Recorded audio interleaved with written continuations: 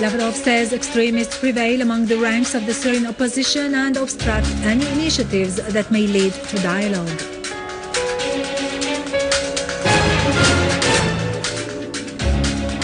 In retaliation to the martyrdom of prisoner Jaradat, the Palestinian resistance shells occupied Asqalan.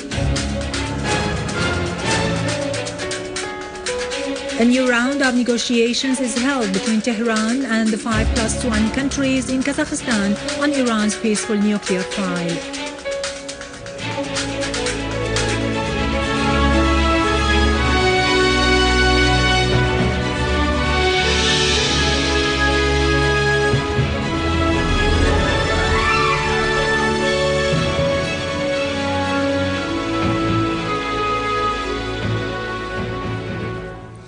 Good afternoon, this is Irado Krikorian with the news in English.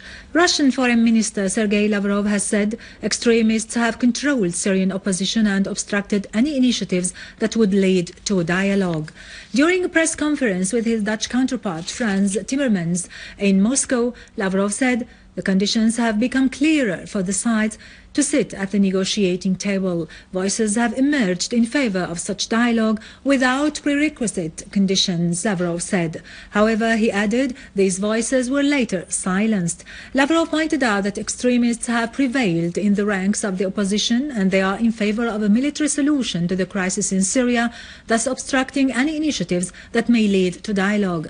Lavrov pointed out that the crisis in Syria is for the Syrians themselves to solve, and Russia will not give up and will continue its contacts with other countries that may influence one way or the other the Syrian parties in order to reach a solution to the crisis.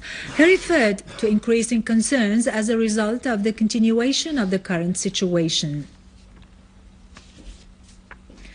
The Russian Foreign Ministry has declared that Foreign Minister Sergei Lavrov will discuss a number of common topics and key international issues with his American counterpart John Kerry in the German capital Berlin today.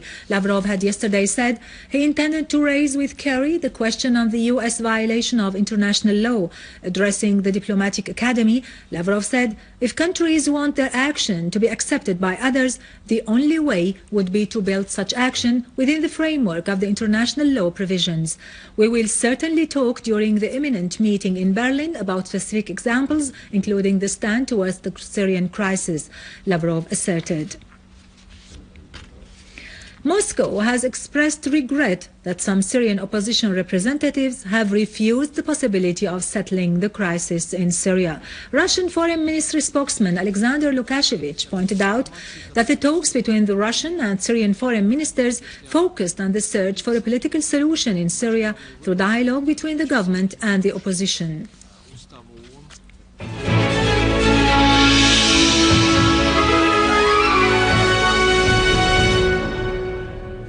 Our army units today continued their pursuit of armed terrorist groups in Daraya and Nabek, killing and wounding a large number of them and destroying their weapons, vehicles and terrorist equipment. An official source told Sana's correspondent that a vehicle loaded with weapons and ammunition was destroyed near the train station in Daraya. The source added that a number of terrorist snipers were killed south of Shreda Square in the city. An army unit, the source pointed out, also clashed with a terrorist group in the surroundings of Al-Sayyida Sakina Shrine, killing and injuring all the members of the group, including their leader, nicknamed the Nourain.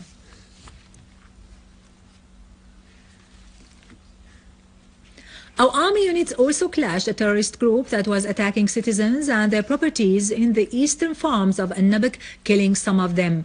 The army, moreover, killed and wounded several terrorists who were driving a number of cars in Nabek last Sunday. They destroyed 3 tanks that the terrorists used in order to smuggle fuel and oil derivatives outside the borders.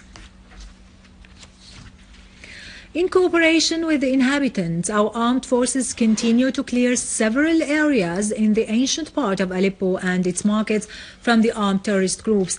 They completely cleared Az-Zahrawi neighborhood, As-Suwaiqa main market, the historical Haj Musa Inn and Al-Jarabat Souq.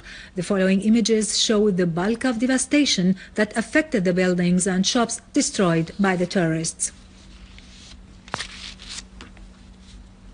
In Hom's suburbs, the army has carried out several operations during which it destroyed terrorist gatherings and hideouts, eliminating a number of armed men and wounding others.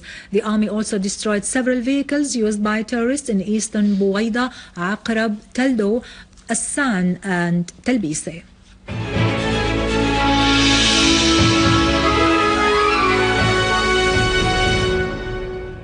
In occupied Palestine, for the first time after the recent Israeli aggression on Gaza and in retaliation to the martyrdom of the Palestinian prisoner Arafat Jaradat, the Palestinian resistance fired a Grad rocket on Asqalan. Israeli occupation police acknowledged that the rocket slammed into a road and exploded near Asqalan, south of occupied Palestine, inflicting material damage. The Israeli forces of occupation started an inspection operation in the area, searching for another rocket shell, which sound had been heard.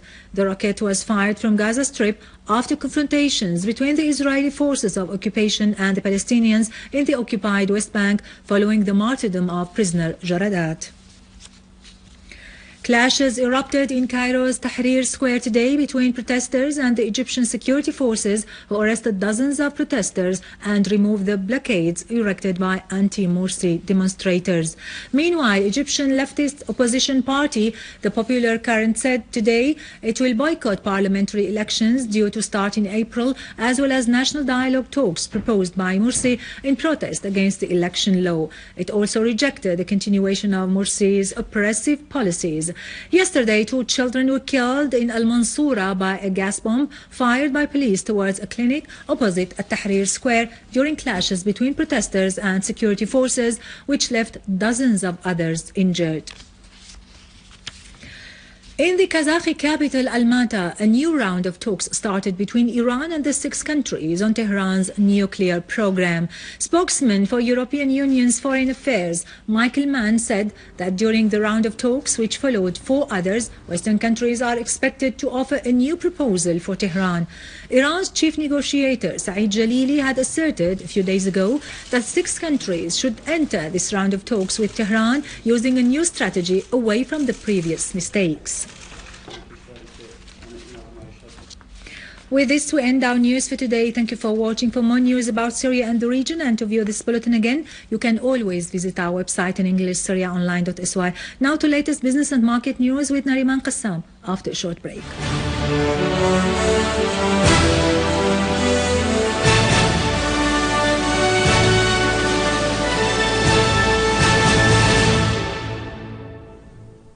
Ladies and gentlemen, good afternoon. Headed by the Prime Minister, the Ministerial Committee in charge of the consultative dialogue procedures met with the Chairman of the Trade Chambers Union, in addition to representatives of the trade and industrial chambers. The Prime Minister explained the mechanisms of the Ministerial Committee's functions and the consultative meetings held with the different parties and the other political forces, asserting that the committee continues its meetings with all the social components in order to enrich the dialogue process. He also pointed out that the great role of the national economic parties in supporting national economy during the current crisis, calling the Syrian businessmen who were forced to leave their homeland to come back and participate in the reconstruction of their country. Futures of the U.S. crude oil dropped more than $1 per barrel in the early Asian tradings, registering their lowest level in 7 weeks, as the Brent oil futures for April settlement on the London-based ICE Futures Europe exchange decreased as much as 1% per barrel. The volume was 70% higher than the 100-day average.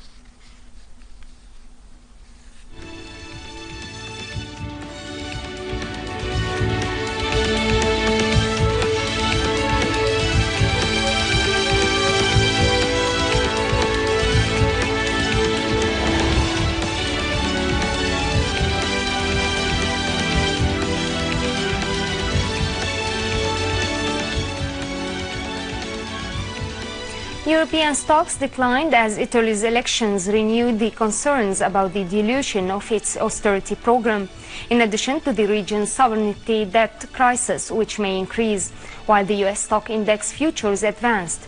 On the other hand, the Japanese shares fell sharply in the early dealings due to the losses of some huge export companies, as the Nikkei index declined 2.4% from its highest level in 53 months.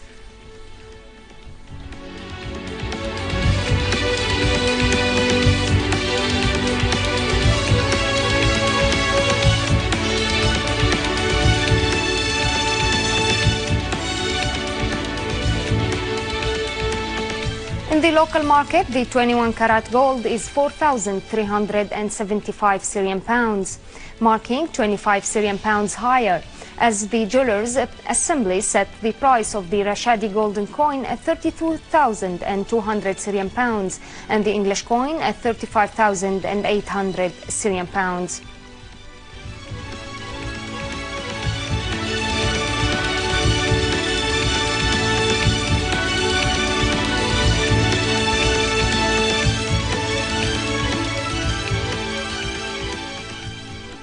The euro rose, erasing a decline against the US dollar.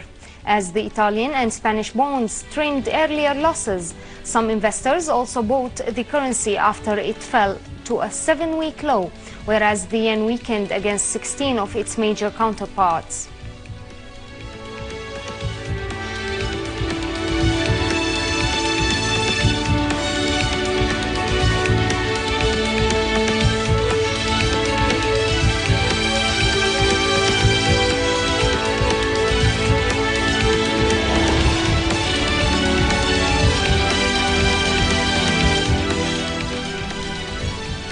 Ladies and gentlemen, this was our economic news for today. Thank you for watching. Goodbye.